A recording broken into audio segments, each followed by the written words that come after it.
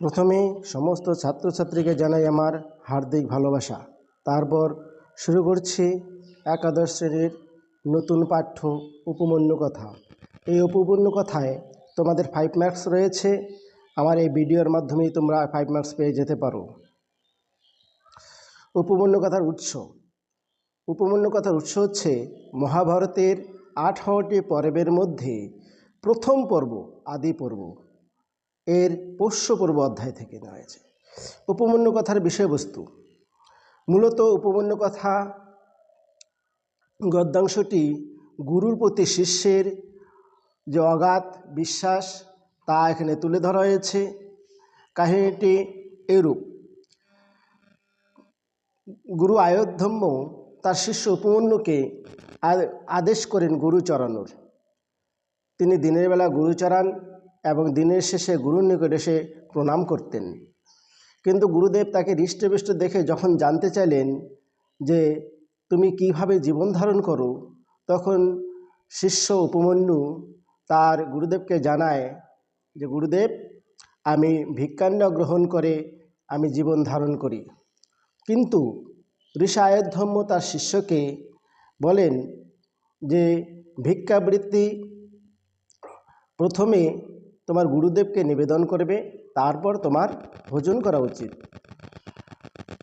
কিন্তু এভাবে গুরুদেব দ্বিতীয় ভিক্ষাবৃত্তিতেও নিষেধ করেন এবং গাভীর দুগ্ধ পান করাতেও নিষেধ করেন। অবশেষে উপমন্যু তার ক্ষুধা নিবারণের জন্য অত্যন্ত পীড়িত হয়ে সে লবণাক্ত কটু আকন্দ গাছের পাতা খেয়ে অন্ধ হয়ে যায়। অন্ধ হয়ে এক কূপের মধ্যে পতিত হয়। তারপর যখন গুরুদেব তাকে খুঁজতে খুঁজতে কূপের মধ্যে তাকে পেয়ে যায়, তখন দেবচিকিৎসক অশ্বিনী কুমার দয়কে স্তব করতে বলেন। আর অশ্বিনী কুমার দয় প্রসন্নতায় তাকে পিষ্টক প্রদান করেন। কিন্তু উপমন্যু এই পিষ্টক ও গুরুদেবকে নিবেদন না করে খেতে চাইলেন না।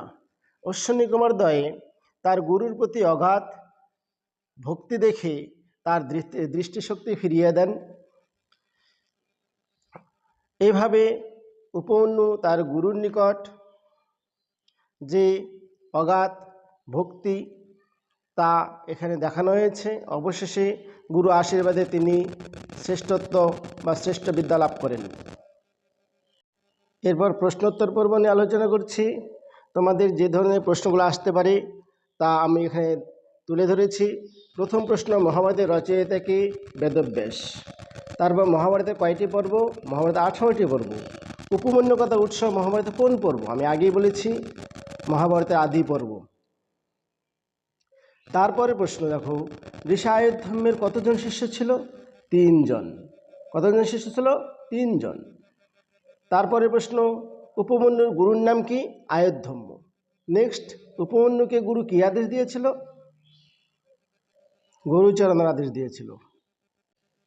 উপমন্যু প্রথমে কিভাবে জীবন ধারণ করত? ভিক্ষাবৃত্তি করে। নেক্সট, গুরু কিভাবে জীবন ধারণ নিষেধ করায় উপমন্যু কিভাবে জীবন ধারণ করত? গাভীর দুগ্ধ পান করে। ভিক্ষান্নে জীবন ধারণ নিষেধ করে গাভীর দুগ্ধ পান করত। নেক্সট কোশ্চেন, গাভীর দুগ্ধ পান নিষেধ করলে উপমন্যু কীভাবে জীবন ধারণ করত? দুগ্ধ ফেনা গ্রহণ করে জীবন ধারণ করত। অরণ্যে ক্ষুধায় কাতর হয়ে কি ভক্ষণ করেছিল? আকন্দ গাছের পাতা। নেক্সট, উপমন্যু কি খেয়ে অন্ধ হয়েছিল? আকন্দ গাছের পাতা খেয়ে অন্ধ হয়েছিল। নেক্সট কোশ্চেন, গুরুর আদেশে উপমন্যু কাদের স্তুতি করেছিল? অশ্বিনীর, অর্থাৎ অশ্বিনী কুমার দয়ের স্তুতি করেছিল। তারপরের প্রশ্ন দেখো, অশ্বিনী কুমার দয় উপমন্যুকে কি প্রদান করেছিল? অশ্বিনী কুমার দয় উপমন্যুকে পিষ্টক প্রদান করেছিল। তারপরের প্রশ্ন, কার আশীর্বাদে উপমন্যু শ্রেয়বিদ্যা লাভ করেছিল? ঋষি আয়োধ্যম্যের আশীর্বাদে। তারপরে কয়েকটি শব্দার্থ। পয়সা শব্দের অর্থ দুগ্ধ পান করা। পিবানম শব্দের অর্থ হৃষ্টপুষ্ট। ভৈক্ষম কথাটির অর্থ হচ্ছে ভিক্ষাপ্রাপ্ত অন্ন। এরকম অর্কপত্রিনী কথার অর্থ কি? আকন্দ পাতাগুলি। এখানে বহু বচনে আছে, তাই পাতাগুলি বলতে হবে। নেক্সট কোশ্চেন, অপুবহ কথার অর্থ কি? অপুবহ কথার অর্থ পিঠা। আবার অপুবহ শব্দের সংস্কৃত প্রতিশব্দ পিষ্টকঃ। বৎস উপমন্য গা রক্ষস্য। উক্তিটির বক্তাকে আয়োধ্যম্য। একটি লাইন তুলে দেওয়া থাকবে, প্রশ্ন হচ্ছে এইভাবে। নেক্সট কোশ্চেন, ন এষা নেয়া ন্যায় গুরুবৃত্তি। এখানে গুরুবৃত্তি বলতে কি বোঝানো হয়েছে? গুরুর প্রতি ব্যবহার। তারপরের প্রশ্ন, অহং তে সর্বং ভৈক্যম গৃহামি। এখানে তৈ বলতে কাকে বোঝানো হয়েছে? এখানে তৈ বলতে বোঝানো হয়েছে শিশু উপমন্যুকে। লাস্ট কোশ্চেন, অন্ধভূত অস্মি কার উক্তি? উপমন্যুর। জয়তু সংস্কৃতম জয়তু ভারতম। তোমরা এই ভিডিওর মাধ্যমে উপকৃত হবে আশা করছি।